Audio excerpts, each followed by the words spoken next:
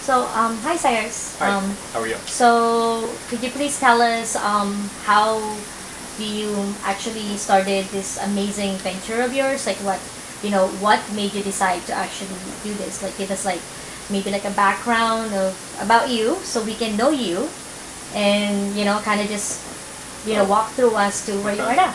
I guess, like any other people that may be in my position, I just somehow I was during my early development, because of circumstances, I was interrupted, and I became very disturbed as a youth, and had a very rough adult life, and I finally started finding, due to the kindness of other people, a way out, and it was an amazing gift to be freed of a lifetime of hopelessness, and I became motivated to share what I was so freely given with others, and I'm driven by a force. I'm compelled at times to do things that I can only say are not of myself. There's an interplay. And when do you actually started deciding that to open up your homes and actually set up this kind of oasis of yours? I never decided. The home just came to me, and things just happened real time, and very fast.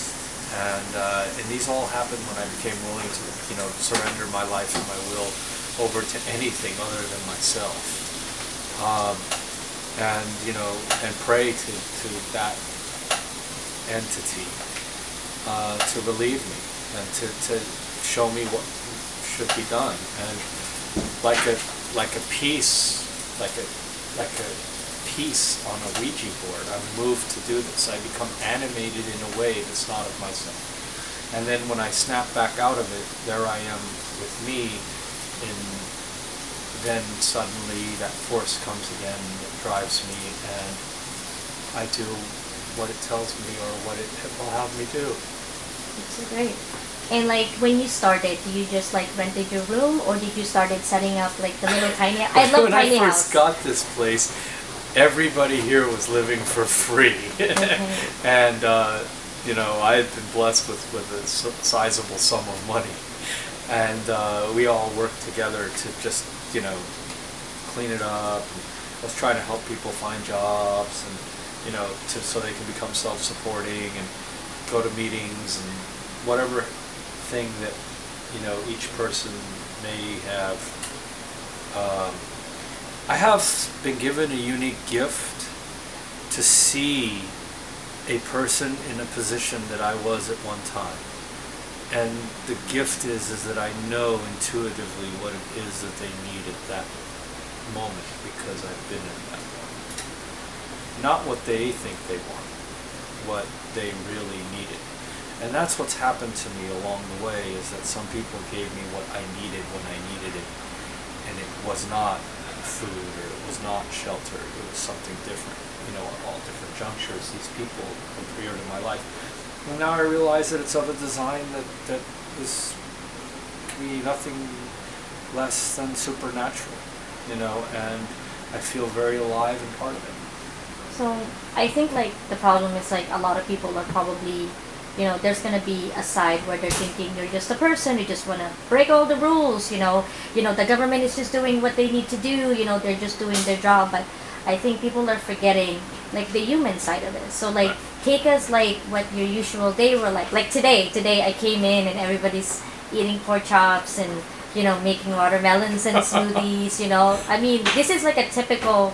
This is like This is like what actually you can see typically in somebody's household.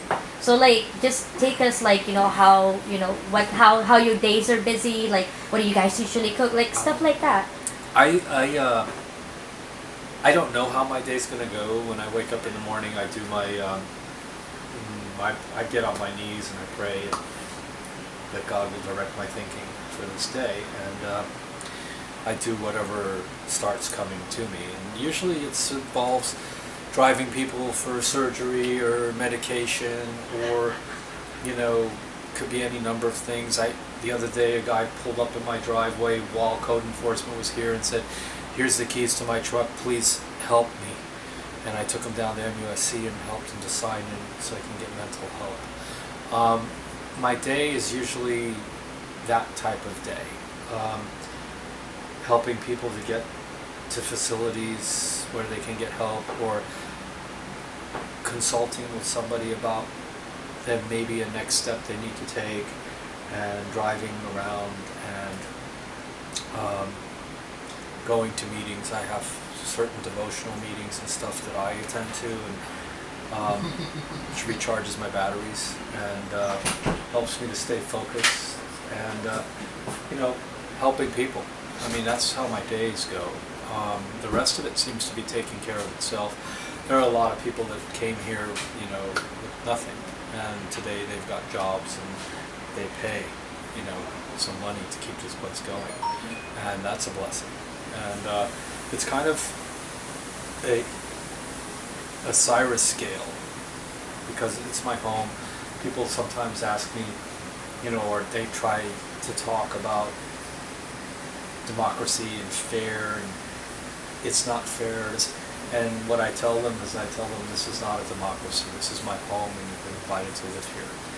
And we'll deal with things the way that, you know, we see they should be dealt with. You know, and I've had an interplay, which I can only say is the forces of good and evil. You know, just an hour ago, I got a call from a detective, and my mother's was signed out of a facility last night by somebody, and they found an iPhone 6 box in her room. And she's been missing now for a good 18 hours.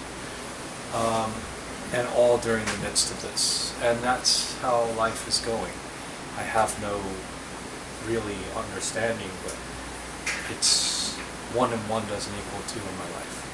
Not anymore. I'm too far into this thing, whatever it is.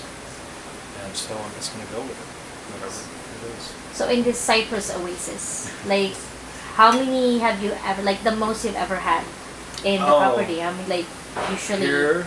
Yeah, a lot. A lot. Yeah. In the cold months, at one point, we had like 20, 25 people here. And you just take in, do you, you just take in females, like any age? Like, you just, whenever all they need kinds. Age, males, females, you know, women with children. We've had all kinds of people come through here. But one common denominator is that something tells me to do it.